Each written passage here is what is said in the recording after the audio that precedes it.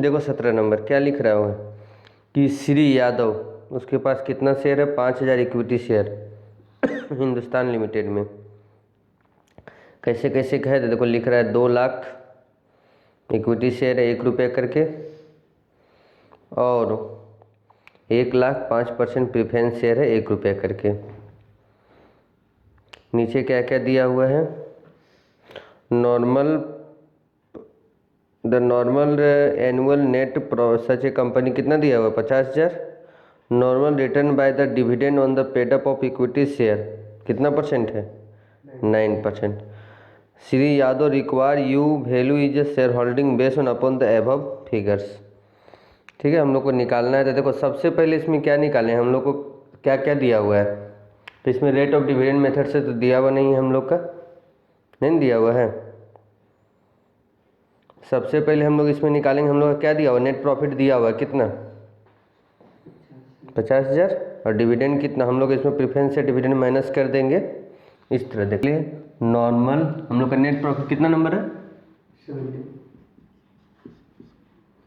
सबसे पहले हम लोग लिखेंगे नेट प्रॉफिट कितना दिया है? 50,000 दिया हुआ है ना। इसके बाद इसमें हम लोग सबसे पहले माइनस कर लेंगे प्रेफरेंस शेयर डिविडेंड, क्योंकि प्रेफरेंस शेयर दिया हुआ है। प्रेफरेंस शेयर डिविडेंड कितना दिया है? प्रेफरेंस शेयर कितना दिया है? 1 लाख का कितना परसेंट? 5%। 5,000 चल गया इसमें, तो बचा ही 45,000। ठीक है, ये 45,000 क्या बचा? Profit for equity share holder.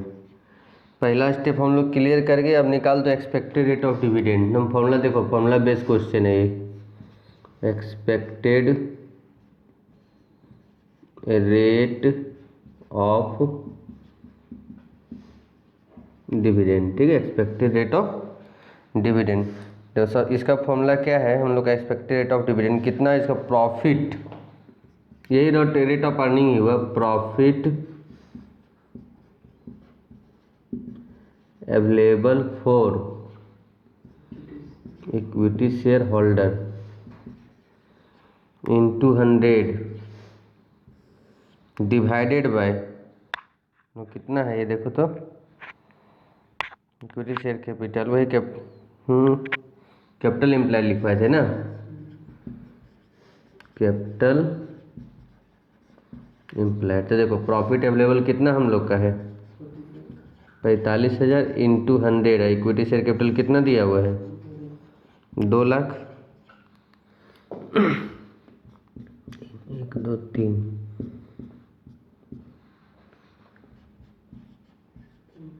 22.5 निकल गया। इसके बाद हम लोग का ये निकल गया। उसके बाद हम लोग निकालेंगे क्या? वैल्यू पर शेयर। ठीक है, वैल्यू पर शेयर, रेट ऑफ डिविडेंड या रेट ऑफ अर्निंग, इसको लिख दो यहाँ रेट ऑफ अर्निंग है।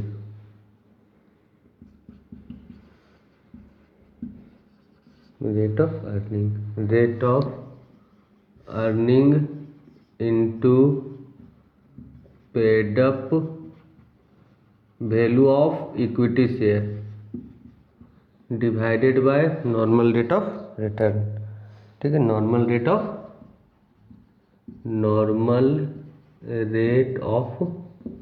रिटर्न। देखो rate of earning rate of earning हम लोग कितना निकाले हैं? 22.5 इंटू, देखो इक्विटी शेयर में कितना पेड अप है? 10 का 10 था ना, 1 रुपया करके था ना, तो 1 रुपया ही लिख देंगे। और नॉर्मल रेट ऑफ रिटर्न कितना दिया हुआ? देखो नीचे में 9%, कट जाएगा 25, 2.5। ठीक है, 2.5। अब अगर उसको 5,000 शेयर चाहिए तो एक शेयर का दाम कितना? 2.5 रुपया। तो 5,000 शेयर का 12,500 रुपया होगा, अगर एक और आंसर दिया होगा तब। ठीक है, तो कभी भी प्रॉफिट दिया रहेगा, सुन लो यहाँ ध्यान से, इसमें क्या क्या माइनस करते हैं। इसमें हम लोग क्या क्या माइनस करते हैं? तो प्रेफरेंस या डिविडेंड, ट्रांसफर टू रिजर्व, ठीक है, सिंकिंग फंड में ये सब चीज़ रहेगा तो हम लोग क्या कर देंगे माइनस, और जो बचेगा वो हम लोग का आएगा profit available for equity share holder. उसके बाद हम लोग तुरंत फॉर्मूला लगा देंगे जितना profit into 100 by capital employed, तो हम लोग का निकल जाएगा rate of earning. Rate of earning निकलने के बाद सेकंड फॉर्मूला लगाएंगे रेट ऑफ अर्निंग, मतलब जो यहाँ पर आया हुआ रहेगा, इंटू पेड अप वैल्यू, मतलब मान लो 10 का शेयर 8 ही रुपया पेड है तो वहाँ 8 रुपया लिखाएगा, जैसे इसमें तो 1 ही रुपया था ना, divided by normal rate of return, ये क्वेश्चन में दिया हुआ रहेगा। लिख क्वेश्चन नंबर 18, देखो क्या लिख रहा है, from the following information calculate the value of equity share. The paid up value of equity share of A company 1000,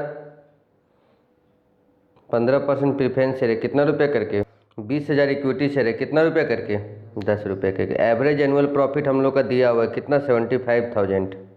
10,000 रुपये हम लोग को किस में भेजना है, जनरल रिजर्व में। उसके बाद the normal rate of return हम लोग का दिया 10%। देखो ध्यान से क्वेश्चन नंबर 18, उसी प्रकार जिस पर उसमें निकाले थे, सबसे पहले नेट प्रॉफिट निकाल लेते हैं। नेट प्रॉफिट इक्वल टू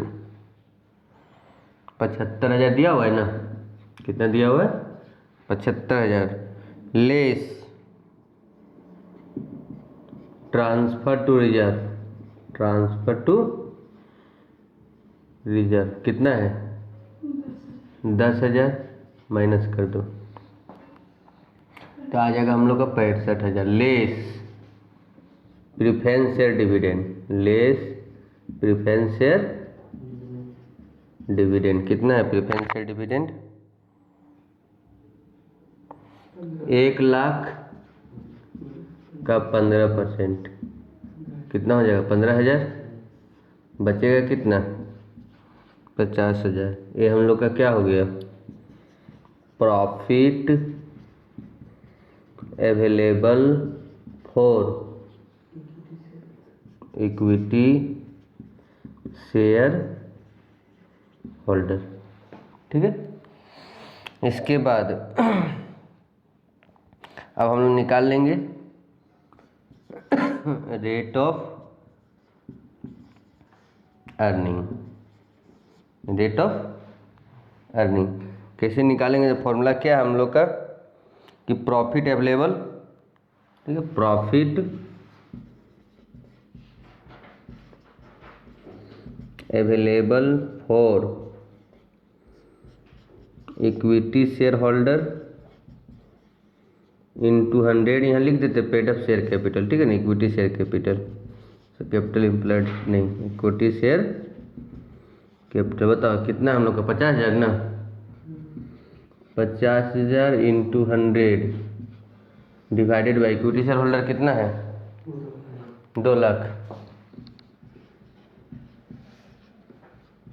1 2 3 4 5, 1 2 3 4 5, 25 है ना।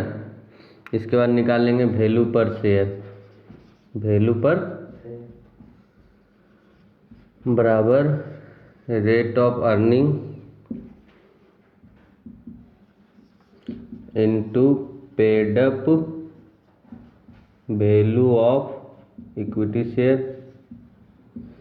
डिवाइडेड बाय नॉर्मल रेट, है ना।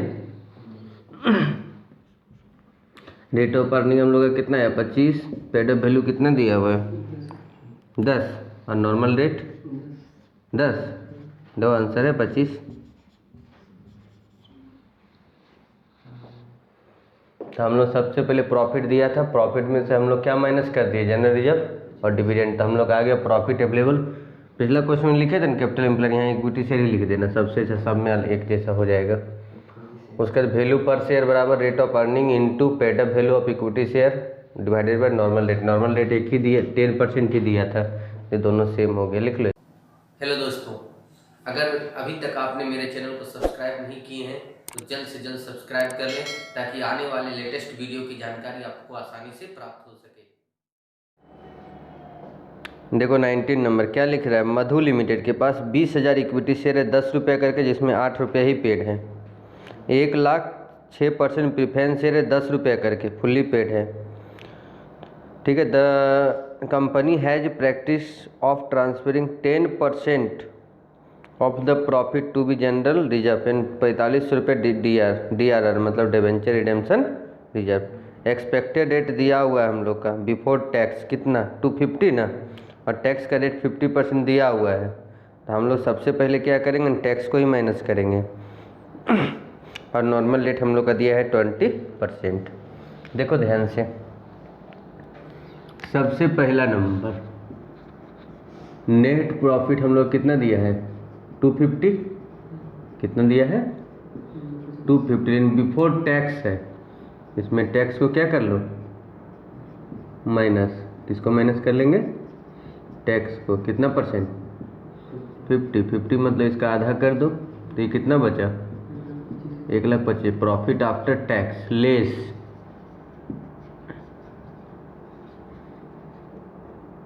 ट्रांसफर टू रिजर्व एंड क्या है जनरल रिजर्व, कितना 10,000 है 10%, तो इसका निकालना 1,25,000 का 10% 12,500। एक और है DRR में ना डिवेंचर रिडेम्पशन रिजर्व, कितना तो 12 और 4 16 17,000 चल गया ना, तो कितना बचेगा 1,18,000 कैसे 8 ना। ये हम लोग का क्या है प्रॉफिट आफ्टर है ना, प्रॉफिट हाँ अभी और ना है, उसके बाद लेस क्या है देखो, तो एक और है ना प्रेफरेंस शेयर डिविडेंड, ये भूल ही जाते हैं ना, प्रेफरेंस शेयर और प्रेफरेंस शेयर डिविडेंड कितना कितना है प्रेफरेंस शेयर 10 लाख 10 लाख है 10 लाख का 6% 60,000 ना, तो ये हम लोग का कितना बचेगा 48। अब तो नहीं कुछ इतना ही माइनस होगा, तो ये हम लोग का आएगा profit available for equity share holder. हो गया यहाँ तक। उसके बाद आ जाओ यहाँ पर rate of earning, rate of earning क्या फॉर्मूला था, profit available for equity share holder into divided by equity share capital. Profit available कितना है 48,000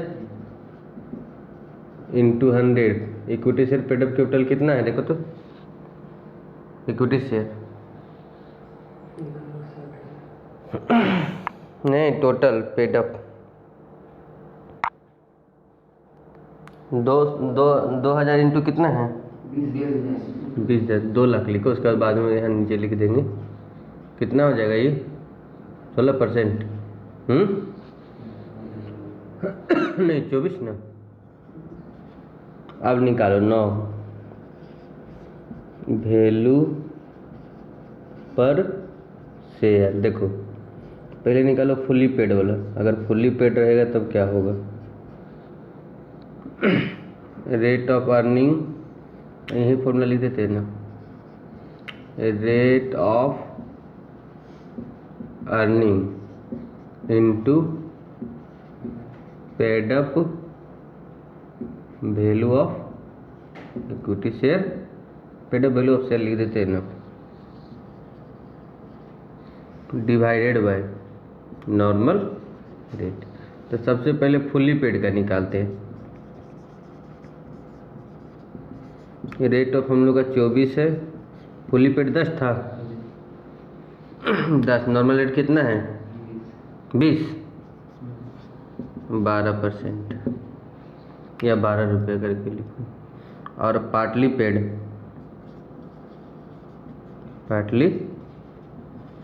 24 इंटू 8 रुपये पेड था 9 रुपये 60 पैसा, 2 चौक 8, 9 रुपये। यहाँ हमें सब पूरा लिख देंगे, अगर निकाल लेंगे। फुल्ली पेड का 12 रुपया और पार्टली पेड का कितना आया, 9 रुपये 60 पैसा। लेकिन 20 नंबर में क्या क्या दिया है, कैपिटल दिया हुआ हम लोग का कितना, 1000 प्रेफरेंस शेयर है 6% करके। फिर इक्विटी शेयर भी कितना है, 100 रुपये का प्रेफरेंस शेयर था, 4000 इक्विटी शेयर है 100 रुपया करके। कंपनी प्रॉफिट अर्न और कितना किया है, प्रॉफिट 75,000 दिया हुआ है। उसके बाद नॉर्मल रेट और प्रेफरेंस शेयर 8% दिया हुआ है, और इक्विटी शेयर पे कितना दिया है, 10%। ठीक है, मतलब दोनों को निकालने बोला होगा। The preference share were entirely participant in profit to the extent of 4% after payment of equity share dividend 10% and balance profit available for equity. देखो ध्यान से, क्वेश्चन नंबर 20। सबसे पहले हम लोग को प्रॉफिट दिया हुआ है 75,000। कितना दिया है, 75,000 लेस प्रेफरेंस शेयर डिविडेंड। सबसे पहले माइनस करो प्रेफरेंस शेयर डिविडेंड, कितना परसेंट है, वो नहीं, ऊपर में नॉर्मल रेट दिया, वो नहीं रखना अभी। 1 लाख का कितना परसेंट है, 6%। कितना हो जाएगा, 6,000। Equity share dividend, equity share को भी मिल रहा है इस क्वेश्चन में, है ना, तो भी माइनस कर दो। कितना है, इक्विटी शेयर 4 लाख है ना, इसका रेट ऑफ डिविडेंड दिया हुआ कितना परसेंट, 10%। 40,000 40 और 6 46,000 माइनस हो गया 29,000। उसके बाद देखो क्या बोला कि जो प्रॉफिट इतना इक्विटी शेयर को 10% देने के बाद जो बचेगा उसका फिर वो 4% लेगा, कौन, प्रेफरेंस शेयर डिविडेंड। एडिशनल लिख देना यहाँ। कितना हम लोग का है, तो हम लोग का 1 लाख था ना प्रेफरेंस शेयर, फिर 4% लेगा, तो 4,000 ले लिया। कितना बचा, ये हम लोग का किसका बचा, profit for equity share holder. अब निकाल लो rate of earning, rate of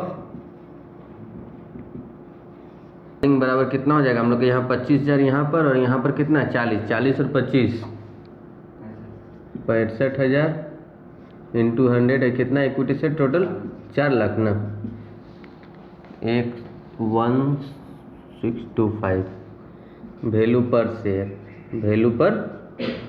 share. Rate of earning into paid up value 100 था ना, डिवाइडेड बाय नॉर्मल रेट 162 रुपया 50 पैसा। ठीक है, बना लो इसको। इसी तरह प्रेफरेंस शेयर का भी निकाल सकता है। प्रेफरेंस शेयर को कितना मिला है, 6 4 10 10 इंटू 100 बटे जितना होगा प्रेफरेंस शेयर कैपिटल।